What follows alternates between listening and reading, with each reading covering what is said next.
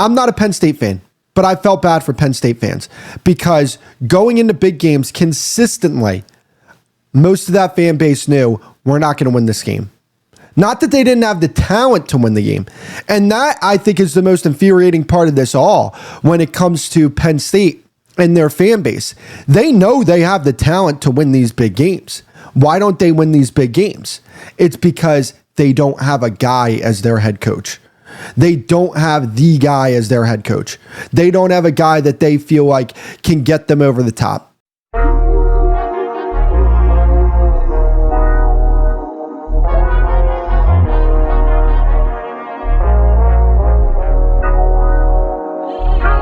So Penn State decided to fire James Franklin as their head football coach. Franklin, who has been there since 2014, was the coach of a team that was actually looked at as one of the best teams in the country going into the season. They started their season losing 3 games in a row, 1 to Oregon, 1 to UCLA, 1 to Northwestern. And I'm going to be honest with you guys. I think Penn State made the right decision to move on from James Franklin. There are going to be people that are in James Franklin's corner that try and tell you, oh, well, you're not going to do better than James Franklin. You're going to pay all this money in buyout money to go get a coach who might be better than James Franklin. And quite frankly, I'm not hearing that. Penn State made the right decision. They saw a guy who was good for their program, which is why they kept him there for 10 plus years. But they also saw a guy who they feel like reached their ceiling as the coach of this program, consistently losing to top-ranked teams. If you're not going to beat the top-ranked teams in the country, how do we think as a program, as Penn State, one of the most prestigious programs in the country, one of the best programs in the country, how in good faith can we look at a guy like James Franklin and say, that's the guy, when consistently he has fell short time and time and time again. He was good. James Franklin was a good coach. But at the end of the day, good is not great, and it takes being great to win a national championship, especially at a program like Penn State, who, yes, they are one of the best programs in the country, but they're not one of these programs like Alabama or Texas or Ohio State that are the tippity top when it comes to recruiting. You do need a guy that has schematic advantages, that gives you a coaching advantage if you're going to win a national championship at Penn State, which they absolutely have the capability of doing over the next few years here because of this move from James Franklin. I am totally on the side of Penn State fans. I was frustrated for Penn State fans. I'm not a Penn State fan. I want people to know this. And I kind of hate that I have to continue to tell people I'm not a fan of this team, but that's besides the point. I'm not a Penn State fan, but I felt bad for Penn State fans because going into big games consistently, most of that fan base knew we're not going to win this game. Not that they didn't have the talent to win the game. And that, I think, is the most infuriating part of this all when it comes to Penn State and their fan base. They know they have the talent to win these big games. Why don't they win these big games? It's because they don't have a guy as their head coach. They don't have the guy as their head coach. They don't have a guy that they feel like can get them over the top.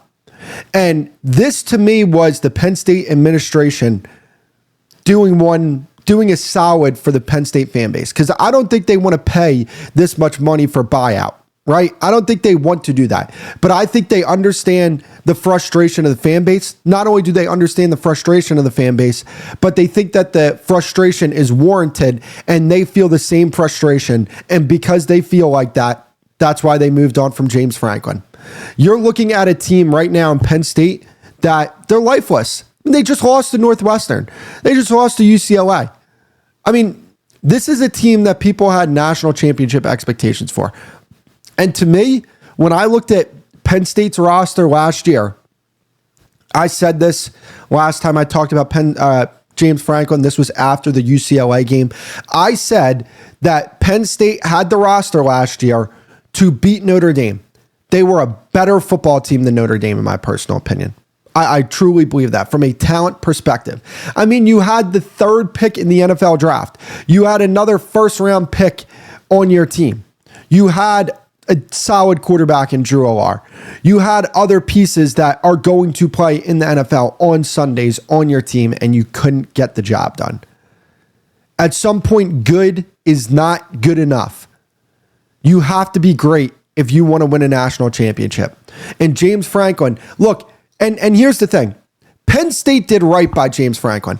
Let me ask you this question. Do you think James Franklin today is that upset about losing this Penn State job? Like, he's going to go get another job. I mean, he's a good coach. There are going to be a lot of programs that see value in what James Franklin can provide to their program. He's a good football coach.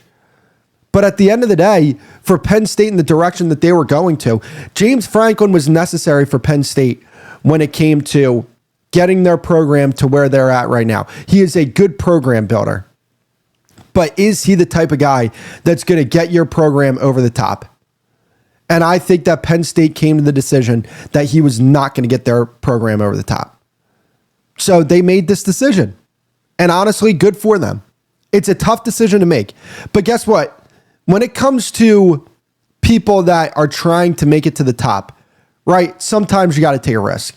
Sometimes you have to take a few steps backwards to go a lot of steps forward.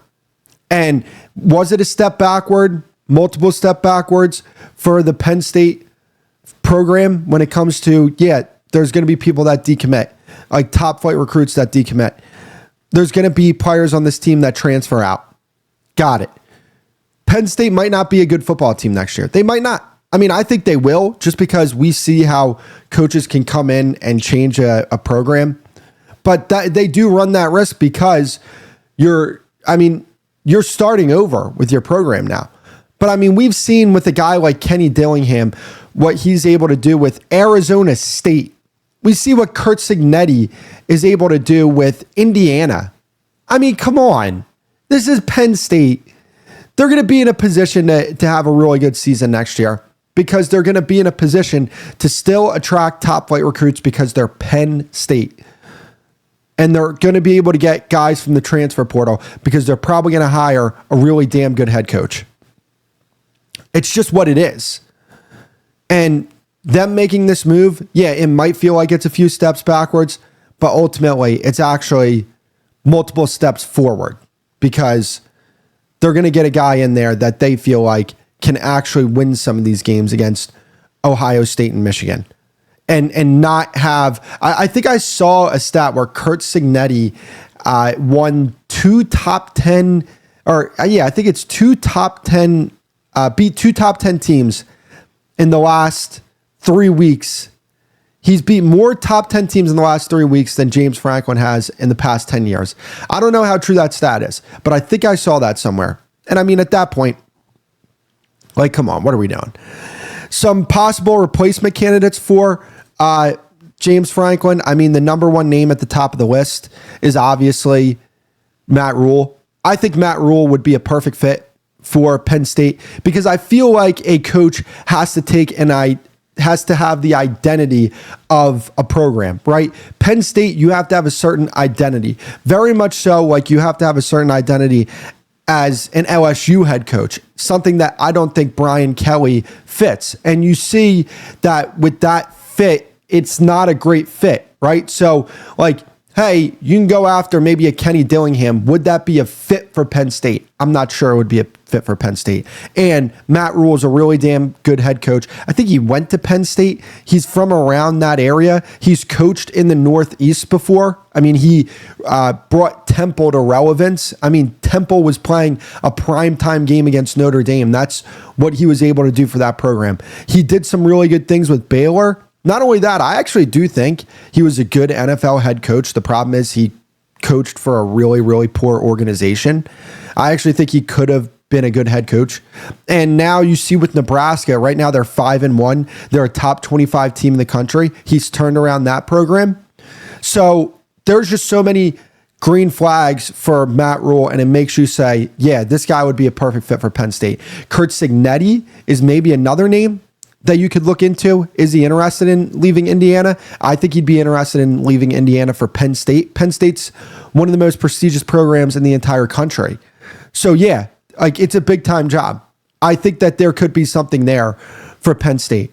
And if you're Penn State, Kretschman absolutely has to be a name that you hunt down and try to bring him in to be your head coach. Because, man, you see what he's doing with Indiana right now? You trying to tell me that him doing that with Indiana, you don't think he could do that with Penn State?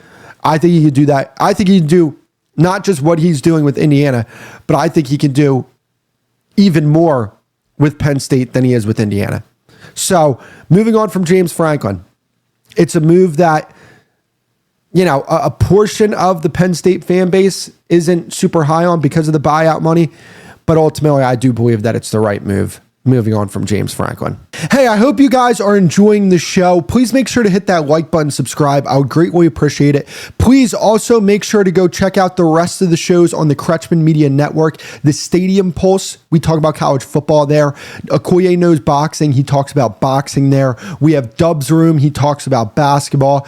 And there are so many other great shows coming to the network. Please make sure to go check that out. I would greatly appreciate that. It's on the front page of the CEO Sports Show YouTube page.